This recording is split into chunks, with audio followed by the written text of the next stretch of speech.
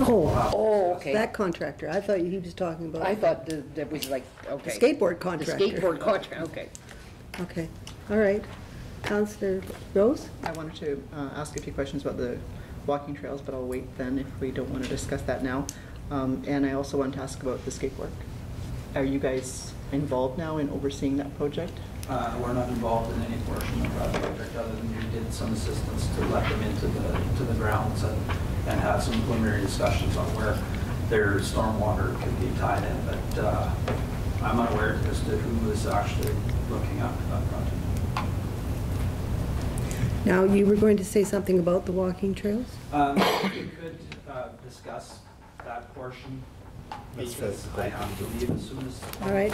So if you flip to the CAO's report, and you will see the very last page of his report, it's extensive report here on the walking trails, page 84. So, Councillor Rose? So the quote that you're giving us, or sort of comment on the amount, that's on repairing the asphalt, right? Which is that? What you were just speaking to. About 30 to 40,000. That's when you were just be probably the 530 or 40 feet that have been identified within the park. There are other issues further north on that as well. Have we looked at just taking the asphalt all up and going to like a hard, like a crumbled asphalt ground? Not at this point. Previous councils have always wanted to keep it asphalt. Do you find any possible way of keeping it asphalt and not having root systems become an issue? It's tough because of where they're located, because of the river. You can only use certain chemicals because of the watershed, right? Yeah. And it's tough. But they never looked at not paving the trails originally, or? No, it was always asphalt trails. And it was in 2010 when we spent about $20,000 to repair a section up there. And do you guys feel like you just don't have the manpower to, because there's complaints about the grass cutting and the... Well, the grass cutting within JC Park is done by the rec board. The grass cutting to the north of town does that. Our John Deere is up and running again. So we will be addressing the tall grass in those areas. So Sounds like you guys need some new equipment. It's getting old, yeah. Any other comments, Councillor Rose? No, that's good. No? Councillor Empter? At last council meeting, we had a presentation, I believe, by the Village of Berwyn in regards to rhino snot. That's what he called it. Yeah. I've looked into it. Previously, when Madam Mayor brought it to our attention, what it is a fancy dust control. And when I know he commented just as I walked in about it being a replacement for asphalt. I haven't seen it done. So it doesn't actually harden the surface, it just it becomes like hard gravel is what you're saying. Yeah, and it's like a soil cement, right? And okay. In the end, it's, from what I've watched on the video, you apply it every year. It's not just a one-time shot. It's like calcium on a real gravel road to control the dust. Too bad. I know Madam Mayor brought that to me about a year ago, and I looked into it. Okay. Councillor Panasic? Vern, what do they do in other places to maintain their trails, even along the rivers? Like you go down the Edmonton River Valley and stuff like that. The trails are in good shape, and I know some of it's probably right from the construction where you excavate, you put down a good compact sub basin and then pave on top. Is that, and we're just patching? And they use filter cloth to avoid some of the root systems. Yeah. No filter cloth was used on these. They still have issues, but not like we do, right? Yeah. I've talked to Peace River, I've talked to Valley, I've talked to Slave Lake. In fact, Slave Lake a year ago, and it's in here, did just about complete over the trails because they are having the same issues. And what is it per kilometer to build them right? I couldn't tell you that off the top of my head. A sewer lift? It wouldn't be quite that much. Any other questions or comments? Yes, Councillor Rose? Why didn't we put down the mesh that you're speaking of originally? Was it just a cost factor at the time? The first part of the trail was basically built as a JC Park by a private contractor hired by Recreation. When the other portion was built by the town, we followed the same construction as what they did, not knowing that this would become an issue. So it is partly just following what the original contractor had built. Public Works did go in and finish off the trails within the park because the contractor walked away. We went in and paved them and finished off the leveling courses, but basically built them the way he was building them. And filter cloth becomes very expensive as well. But in the end, it would have been a cheaper solution. Councillor Carrier? Once SRD is done with the fire smart program, I don't know how intensive they are going to go in there, all the brushing stuff. Would it then be, or would it be necessary for the town that would have to maintain it so to keep the brush off the trails and keep it so you can see through the bush?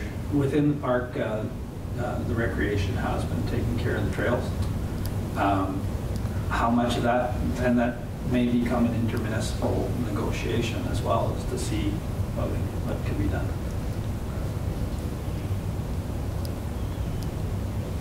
Any other questions?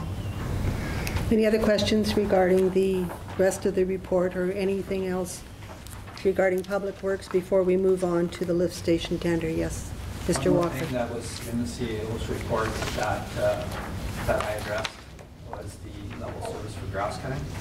Oh, right. I did do some research into contracting, what another municipality is doing, and ourselves. Our grass cutting costs us for boulevards around about $25,000 to $28,000 a year, depending on the summer. Grimshaw has a contract of $9,000 a month. Ours works out to be about $6,000. Valley View pays their summer students $20 an hour. We pay ours $15.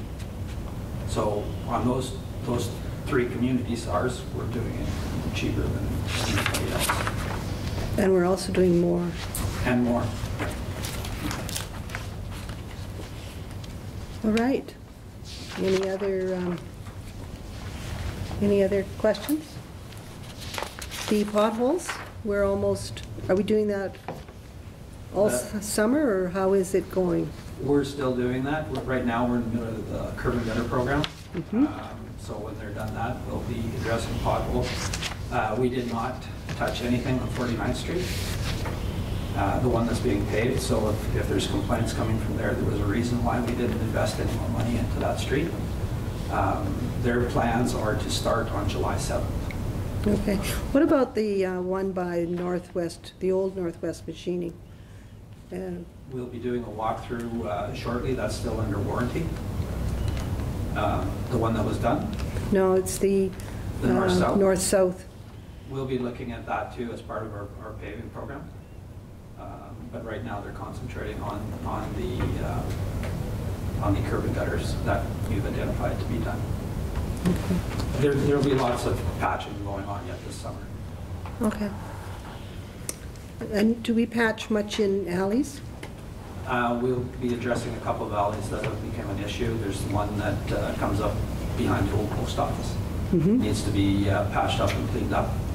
And there was some identified by the new post office as well. If citizens have any specific ones, they can phone to the town office and draw the attention to that one? What I would like to see is that they register a complaint with the officer or complaint form, and then we can address them, and then we follow up with that citizen as well. I wonder if it would be something to put in the utility bills as a mail-out. It can be. Yeah. That would be Kelly's decision. Right. I think it's something, something maybe council can think about. All right, is there any other questions regarding Public Works? The Public Works report?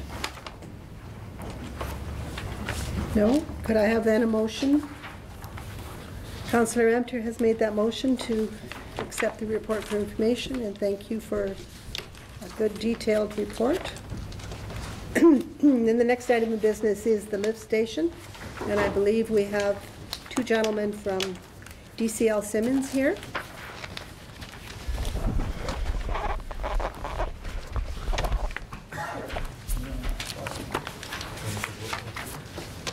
I would think so. Should we make a vote on receiving for information? Yes. All in favor?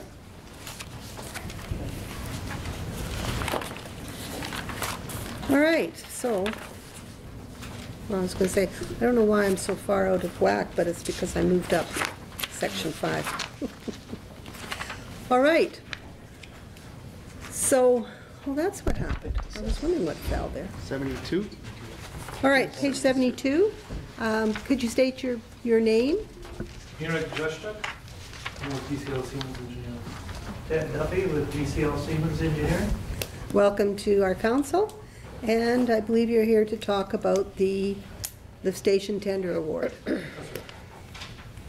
So, I think in the request for decision, it's very nicely summarized as to what we're proposing on doing and what we eventually designed and tendered, which is the replacement of the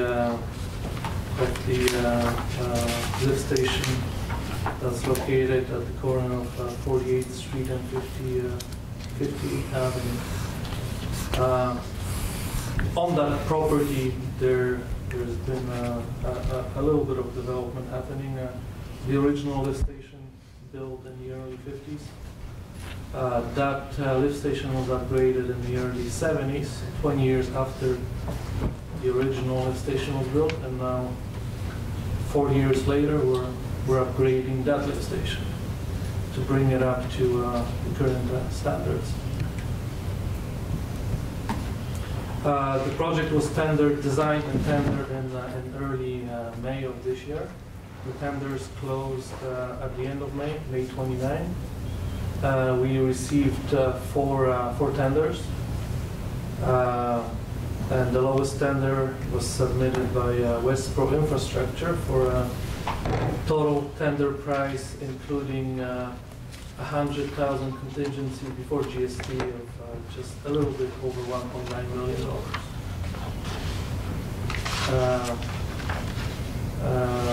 All tenders were within 10–15% of each other.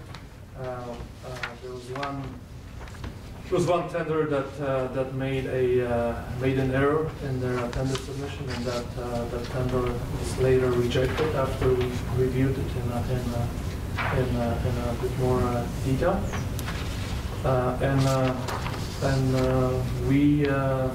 We recommended that the tender be awarded to Westpro Infrastructure for a total tender price of just under $2.2 million. And that includes construction, engineering, and other project-related costs, as detailed in our letter of recommendation. okay. Do we have any questions on this? I'm going to start with Councillor Rose, and I'm going to come around to you this side. Councillor Rose?